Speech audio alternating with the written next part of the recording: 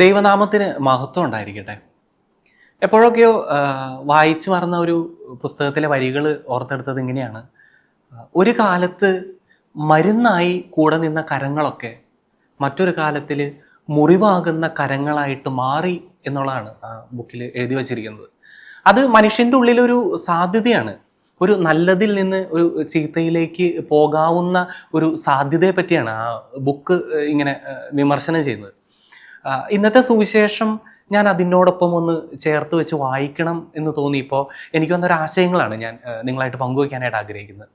ഇന്നത്തെ സുവിശേഷം പറയുന്നത് പത്രോസിൻ്റെ വിശ്വാസ പ്രഖ്യാപനത്തെ പറ്റിയാണ്. പത്രോസ് പറയുകയാണ്, നീ ജീവനുള്ള ദൈവത്തിൻ്റെ പുത്രനായ ക്രിസ്തുവാണ്. ഈശോ ഇങ്ങനെ ആദ്യം മനുഷ്യന്മാരോട് ചോദിക്കും, ഞാൻ ആരെന്നാണ് നിങ്ങൾ പറയുന്നത്?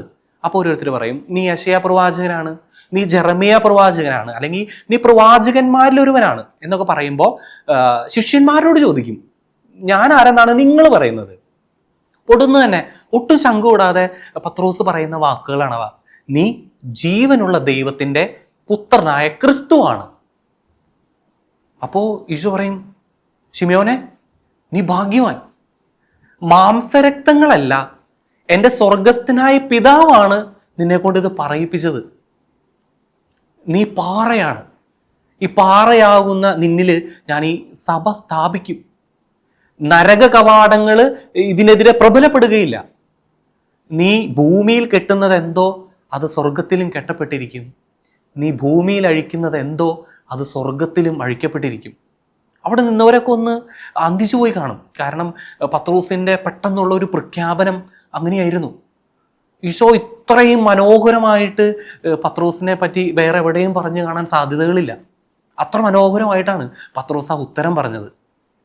അതുകൊണ്ട് തന്നെയാണ് ആ സുവിശേഷത്തിൻ്റെ തലക്കെട്ടും അങ്ങനെ വന്നത്, പത്രോസിൻ്റെ വിശ്വാസ പ്രഖ്യാപനം. സ്നേഹമുള്ളവരെ, ഇതിന് ശേഷം വരുന്ന തൊട്ടടുത്ത സുവിശേഷ ഭാഗം എന്ന് പറയുന്നത് ഈശോ തൻ്റെ പീഡാനുഭവത്തെ പറ്റിയും ഉദ്ധാനത്തെ പറ്റിയും പറയുന്ന വാക്കുകളാണ്. അതിൻ്റെ തൊട്ട് താഴെ വരുന്ന സുവിശേഷ ഭാഗം. ഇതിനകത്ത് ഈശോ പറയുന്നുണ്ട്, ഞാൻ പ്രഭുക്കന്മാരുടെ കൈകളിൽ ഏൽപ്പിക്കപ്പെടും, അവരെന്നെ ക്രൂരമായിട്ട് മർദ്ദിക്കും, എന്നെ വധിക്കും, പക്ഷെ ഞാൻ ഉയർത്തെഴുന്നേൽക്കും. പെട്ടെന്ന് തന്നെ ഈ പറഞ്ഞ പത്രോസ് യേശുവിനെ മാറ്റി നിർത്തി തടസ്സം പറഞ്ഞുകൊണ്ട് പറയും, കർത്താവേ, നിനക്കിത് സംഭവിക്കാതിരിക്കട്ടെ. സുവിശേഷം പറയുന്നത് ഈശോ പെട്ടെന്ന് തന്നെ പത്രോസിലേക്ക് തിരിഞ്ഞിട്ട് പറയുകയാണ്, സാത്താനെ, നീ ദൂരെ പോവും. നിന്റെ ചിന്ത ദൈവികമല്ല, മാനുഷികമാണ്. സ്നേഹമുള്ളവരെ, ഈ പ്രീതിയും ശകാരവും ഏറ്റുവാങ്ങിയത് ഒരാൾ തന്നെയാണ്, പത്രോസ്. ഞാൻ നേരത്തെ സൂചിപ്പിച്ചതുപോലെ ഈ മരുന്നാകുന്ന കരങ്ങൾ തന്നെ മുറിവാകുന്നു എന്ന് പറയുന്നത് പോലെ ഒരേ സമയം കർത്താവിൻ്റെ പ്രീതി മേടിച്ചു വയ്ക്കുകയും പിന്നീട് കർത്താവിനെ ഇങ്ങനെ ഒത്തിരിയേറെ കാര്യങ്ങൾ പറഞ്ഞുകൊണ്ട് കർത്താവിനെ തടസ്സപ്പെടുത്തുകയും ചെയ്യുന്ന ഒരു മനുഷ്യൻ. എനിക്ക് തോന്നുന്നു നമ്മളിലുള്ള ഒരു ചില സമയങ്ങളിലുള്ളൊരു മനോഭാവവും ജീവിതശൈലിയും അങ്ങനെ തന്നെയായിരിക്കാം. പെട്ടെന്ന് തന്നെ പത്രോസിനെ പോലെ കർത്താവിനെ പ്രീതിപ്പെടുത്തുകയും പൊടുന്ന് തന്നെ കർത്താവിനെ തടസ്സപ്പെടുത്തുകയും ചെയ്യുന്ന ഒരു രണ്ട് മനോഭാവങ്ങൾ. സ്നേഹമുള്ളവരെ, നമ്മുടെ ഉള്ളിൽ ഒരു പത്രോസ് ഉണ്ട്.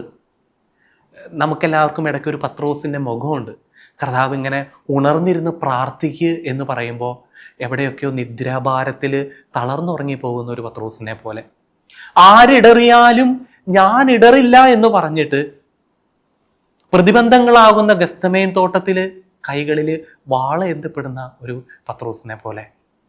അല്ലെങ്കിൽ ഒരു സുപ്രഭാതത്തിൽ മരിക്കേണ്ടി വന്നാലും നിന്നെ ഞാൻ നിഷേധിക്കില്ല എന്ന് പറയുന്ന ആ സായന്തനത്തിൽ തന്നെ വെറും ഒരു പരിചാരികയുടെ വാക്കിന് മുന്നിൽ ഗുരുവിനെ 3 വട്ടം തള്ളിപ്പറയുന്ന പത്രോസിനെ പോലെ. പക്ഷേ ചില തിരിച്ചറിവുകൾ അദ്ദേഹത്തിൻ്റെ ജീവിതത്തെ മാറ്റിമറിക്കുകയാണ്. പിന്നീട് നമ്മൾ തിബേരിയോസ് കടൽ തീരത്ത് ഇങ്ങനെ എരിയുന്ന കനലിൻ്റെ മുൻപിൽ ക്രിസ്തുവിനോട് കൂടെ ഇരുന്നിട്ട് പത്രോസ് നെഞ്ചുകൂട്ടി പറയും, കർത്താവേ, നീ എല്ലാം അറിയുന്നുണ്ടല്ലോ, ഞാൻ നിന്നെ സ്നേഹിക്കുന്നുണ്ടെന്നും നീ അറിയുന്നുണ്ടല്ലോ എന്ന് ഏറ്റുപറയും. അത് വെറും വാക്കുകളല്ലായിരുന്നു, ഹൃദയത്തിൻ്റെ ഇങ്ങനെ അകത്തളങ്ങളിൽ നിന്ന് വരുന്നൊരു വാക്കായിരുന്നു. സുന്ദര കവാടത്തിന് മുൻപിൽ പത്രോസിന് നേരെ കൈ നീട്ടുന്ന മുടന്തനോട് പത്രോസ് പറയും, എൻ്റെ കയ്യിൽ സ്വർണ്ണോ വെള്ളിയോ ഇല്ല നിനക്ക് തരാനായിട്ട്, എൻ്റെ കയ്യിൽ ഉള്ളത് ഞാൻ നിനക്ക് തരും. ക്രിസ്തു, നസ്രായനായ ക്രിസ്തുവിൻ്റെ നാമത്തിൽ നീ എഴുന്നേറ്റ് നടക്കുക. അവിടെ വലിയൊരു അത്ഭുതം നടക്കുകയാണ്. സ്നേഹമുള്ളവരെ, പലയാവർത്തി വീണുപോയവൻ പറഞ്ഞറിയിക്കാൻ പറ്റാത്ത വലിയ അത്ഭുതങ്ങളുടെ ഉറവിടമായിട്ട് മാറുകയാണ്. സ്നേഹമുള്ളവരെ, നമ്മൾക്ക് ആ പത്രോസിനെ വേണം. ഇന്ന് നമ്മൾ വീഴുന്ന ഇടങ്ങളൊക്കെ നാളെ ക്രിസ്തുവിനെ പേറുന്ന പാതകളായിട്ട് മാറണം. ഇന്നത്തെ നമ്മുടെ വീഴ്ചകളൊക്കെ നാളത്തെ നമ്മുടെ വാഴ്ചകളായിട്ട് മാറണം. ഇന്നത്തെ നമ്മുടെ കുറവുകളൊക്കെ നാളത്തെ നമ്മുടെ നിറവുകളായിട്ട് മാറണം. അങ്ങനെ മാറണമെങ്കിൽ പത്രോസിനെ പോലെ നമുക്കും പറയാൻ പറ്റണം, എൻ്റെ കയ്യിലുള്ളത് നിനക്ക് ഞാൻ തരുന്നു, അത് ക്രിസ്തുവാണ്. സ്നേഹമുള്ളവരെ, അതിനുള്ള വലിയ കൃപ കർത്താവ് നമുക്ക് ഓരോരുത്തർക്കും നൽകട്ടെ. ഈശോയോട് ഇങ്ങനെ ചേർന്ന് ഇരുന്നുകൊണ്ട് നമുക്ക് പറയാം, കർത്താവെ, നീ എല്ലാം അറിയുന്നുണ്ടല്ലോ, ഞാൻ നിന്നെ സ്നേഹിക്കുന്നുണ്ടെന്നും നീ അറിയുന്നുണ്ടല്ലോ. ദൈവം നമ്മെ സമൃദ്ധമായിട്ട് അനുഗ്രഹിക്കട്ടെ.